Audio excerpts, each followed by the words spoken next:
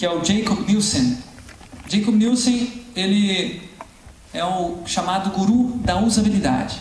Então ele propôs que todas as interfaces que fossem feitas para a web, elas deveriam seguir determinadas regras.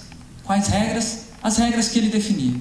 Então ele se auto-intitulou o regulador máximo do web design, né? E todo ano ele publicava uma lista dos 10 piores erros de usabilidade e as 10 melhores recomendações de usabilidade por Jacob Nielsen. Compre meus livros, me contratem, por favor. E deu certo, funcionou. Várias empresas contrataram Jacob Nielsen como consultor, fizeram as mudanças que ele propôs, ganharam milhões com a consultoria dele e ele mais ainda, né? Porém, ele causou um prejuízo muito grande para o design dentro da área de design de interação, porque ele fez as pessoas acreditarem que o design é uma coisa simplória, que é uma mera aplicação de regras que estão numa cartilha.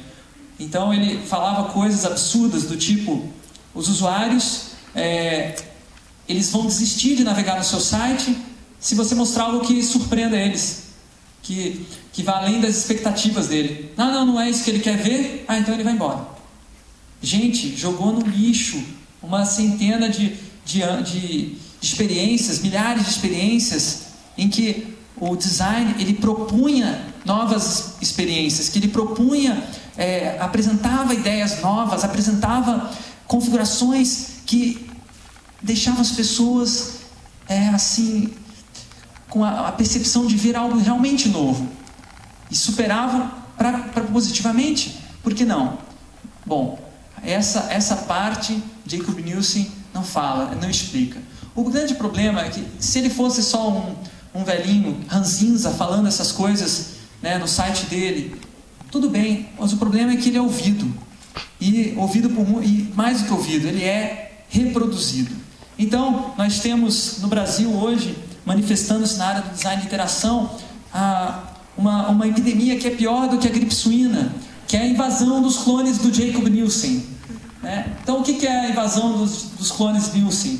São um monte de profissionais que ingressam na área de design de interação, mais especificamente web design, e leem alguns livros desse cara e ficam só repetindo o que esse cara diz no livro dele. Porque, segundo Jacob Nielsen, você tem que ter links azuis com a fonte padrão do navegador. Não pode usar tipografia a não ser Verdana. É a única tipografia legível que tem, né? Verdana tamanho 14 pt, aquela coisa horrível, desengonçada, né? Aquela tipografia que foi feita por um robô, né? Então ele defende isso. E o pior é que os profissionais repetem sem uma reflexão, né? Então, na realidade, eles fazem críticas às interfaces, dizem: olha, essa interface tem esse problema e tal, mas na realidade eles não estão sendo realmente críticos. Eles estão sendo acríticos com a própria crítica. Quer dizer, isso não é verdadeira crítica, isso é uma mera reprodução de algumas regras, né?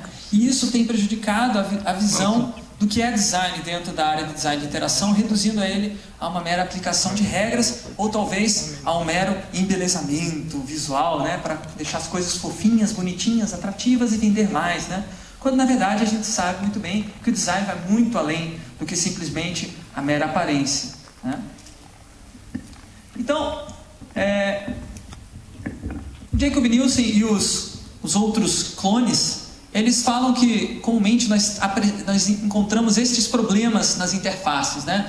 Que são a inadequação, um objeto que está colocado no lugar errado, inadequado, né?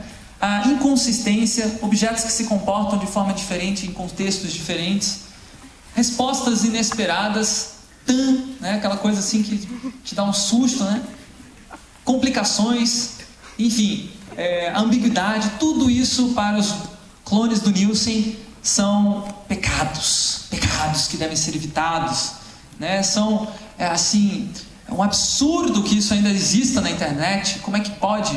Mais de 10 anos de internet e as pessoas ainda escrevem textos ambíguos. Como é que pode? Não entenderam que na internet é um veículo direto, que tem que ir direto ao ponto, tem que falar sempre com a metade das palavras que você falaria no veículo impresso. E eles ficam acreditando nessas fórmulas mágicas, né? Só que eles esquecem de ver que a maior parte da experiência da nossa vida se dá por justamente essas características. São essas características da experiência humana que nos trazem a contemplação, que nos trazem a reflexão, que nos trazem a alegria de viver. Imagine a gente viver sem a inadequação, né? Imagine vivermos sem a inconsistência, né? Sem a complicação. Imagine uma vida simples. Putz, ninguém consegue viver simples, gente. Fala sério, nem os monges não conseguem mais.